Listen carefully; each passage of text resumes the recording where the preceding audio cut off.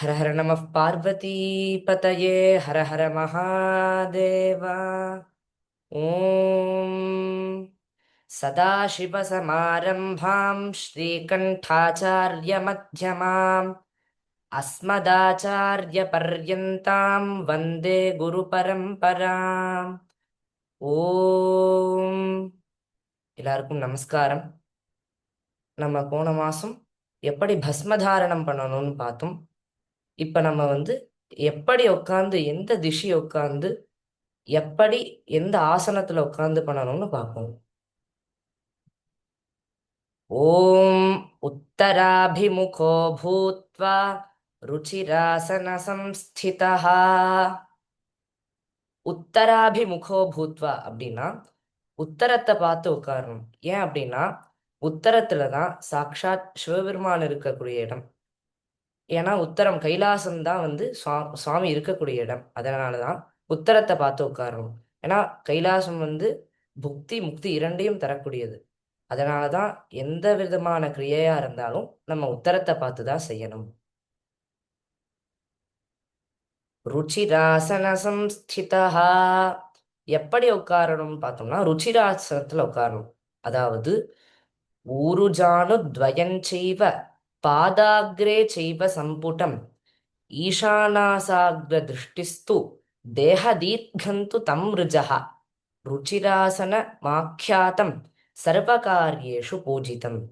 அதாவது நம்மளுடைய துடையோட இடுக்குல தான் நம்மளுடைய பாதத்தோடைய அக்ரங்களை வச்சு, அதாவது இப்படி காலை மடக்கி உட்கார்ந்து நம்மளோட திருஷ்டி நம்மளுடைய பார்வையை நாசிகாகிரம் மூக்குனுடைய நுனியில வச்சு தீர்க்கந்து தம்ருஜகா, தீர்க்கம் அதாவது நிமிர்ந்து உட்கார்ந்து எந்த பூஜையா இருந்தாலும் செய்யணும். இப்படி உட்கார்ந்து இருக்கக்கூடியது பேர் தான் ருச்சிராசனம். இந்த ருச்சிராசனத்துல தான் எல்லா பூஜையும் செய்யணும். ஆகமத்துல மொத்தம் 20 விதமான ஆசனங்கள் இருக்கு.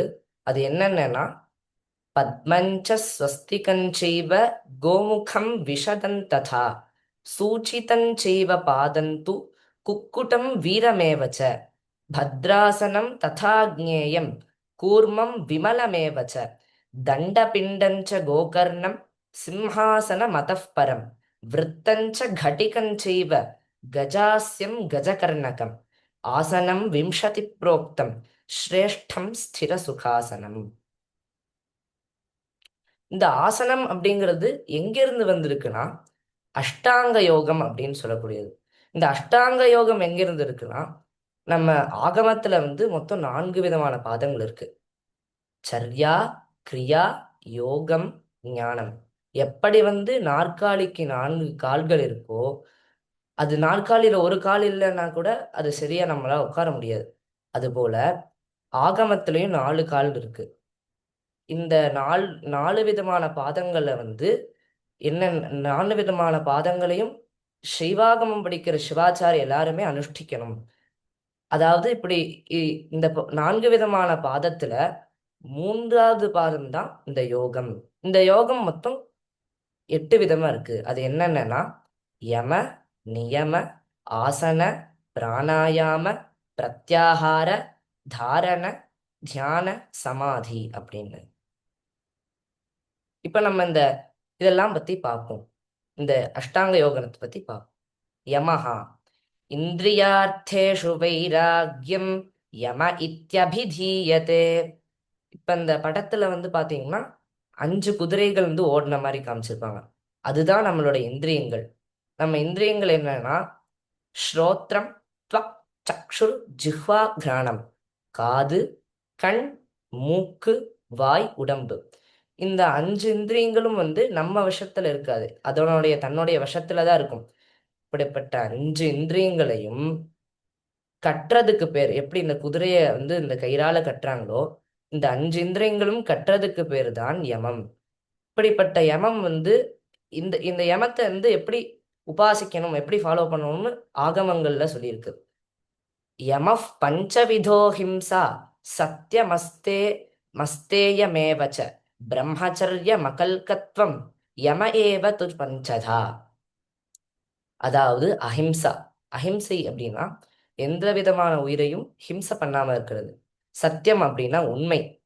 அஸ்தேயா அப்படின்னா எந்தவித பொருளும் திருடாம இருக்கிறது. பிரம்மாச்சரியம் அப்படின்னா பிரம்மாச்சரியத்தை கடைபிடிக்கிறது. அகல்கத்வம் அப்படின்னா நேர்மை. இது அஞ்சையும் கடைபிடித்து ஒரே நம்ம இந்திரியங்களை அடக்கி வைப்பது பேர் தான் யமம். அடுத்து நியமஹா. சம்யதேந்திரிய யுக்தஞ்ச நியம பரிகீர்த்திதா. அதாவது நம்மளுடைய நம்ம முன்னாடியே நம்மளுடைய இந்திரியங்கள்லாம் அடக்கி வச்சிட்டோம். அப்படிப்பட்ட இந்திரியங்களை நேர் பாதையில கொண்டு போவது தான் நியமம். இப்படிப்பட்ட நியமமும் 5 விதமா இருக்கு. அது என்னென்னன்னா, அக்ரோதோ குரு சுஷ்ரூஷா, சௌச்சம் சந்தோஷமேவச்ச, ஆர்ஜவஞ்சேதி நியம பஞ்சதா பரிகீர்த்திதா. அதாவது சௌச்சம் அப்படின்னா தூய்மை, ஈஸ்வர பிரணிதானம் அப்படின்னா நமக்கு நம்ம குருவுக்கு செய்யக்கூடிய சுஷ்ரூஷத்தை வந்து எந்த விதமான குரோதம், எந்த விதமான கோபமும் இல்லாம செய்யறது தான் ஈஸ்வர பிரணிதானம். சந்தோஷம் அப்படின்னா எந்த விஷயம் கிடைச்சாலும் அதுல திருப்தியா இருக்கிறது. தபஸ் அப்படின்னா கடும் தவம். ஸ்வாத்தியாயம் அப்படின்னா படிப்பு. இதுதான் வந்து நியமம். ஆசனம். காயேந்திரிய ஸ்திரம் சித்தம் ஆசனம் பரிகீர்த்திதம். காயம் அப்படின்னா நம்மளுடைய உடம்பு. இந்திரியம் அப்படின்னா நம்மளுடைய புலன்கள். ஸ்திரம் சித்தம்னா நம்மளோட சிந்தனை. காயம், இந்திரியம், சித்தம், இது மூணும் ஒரே இடத்துல இருந்து எந்த விஷயம் செஞ்சாலும் அது பேர் ஆசனம். இந்த மாதிரி தான் நம்ம வந்து பூஜா செய்யணும்னு சொல்லியிருப்பாங்க. அதாவது ருச்சிராசன சம்சிதா. பிராணாயாமம். ஹிருதயே பிராணசம்ரோதா பிராணாயாம சௌச்சியதே.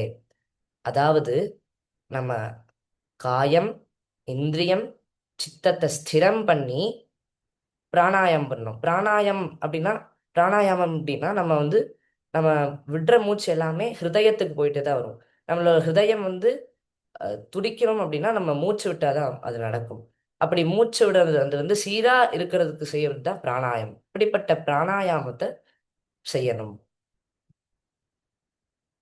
பிரத்யாகாரம். சித்தஸ்யாந்தர்முகி பாவः பிரத்யாகார ச உச்சியதே. இப்ப நம்மளுடைய சிந்தனை எல்லாமே பகிர்முகம், உலக வஸ்துகத்துல தான் இருக்கும். இப்ப இந்த பட்டத்துல பார்த்தோம்னா நிறைய உலக வஸ்து வெளிநோக்கி இருக்க விஷயங்கள் தான் இருக்கும். இதெல்லாம் தவிர்த்து நம்மளுடைய சிந்தனத்தை வந்து நமக்குள்ள வைக்கணும். இதெல்லாம் வந்து மறைச்சு நம்ம சிந்தனை, நம்ம மேல சிந்தனை பண்ணணும். நான் யாரு அப்படின்னு சொல்லி சிந்தனை பண்றது தான் பிரத்யாகாரம். அடுத்து தாரணம். வஷ்யந்து மனசஸ்தைரியம் தாரணேத்யபிதீயதே. அதாவது நம்ம முன்பு கூறியபடி நமக்குள்ள நம்மளுடைய சிந்தனை வந்து நமக்குள்ள வைக்கணும். உள்நோக்கிய சிந்தனமா வச்சு வஷ்யந்தோ நம்ம மனசை வந்து வஷ்யம் பண்ணி மனசு ஸ்தைரியம், அதாவது ஒரு இடத்துல நிப்பாட்டி வைக்கணும். அது பேரு தான் தாரணம். அடுத்து நம்ம தியானம். சோகம் சின்மாத்திரமேவேதி சிந்தனம் தியானம் உச்சதே.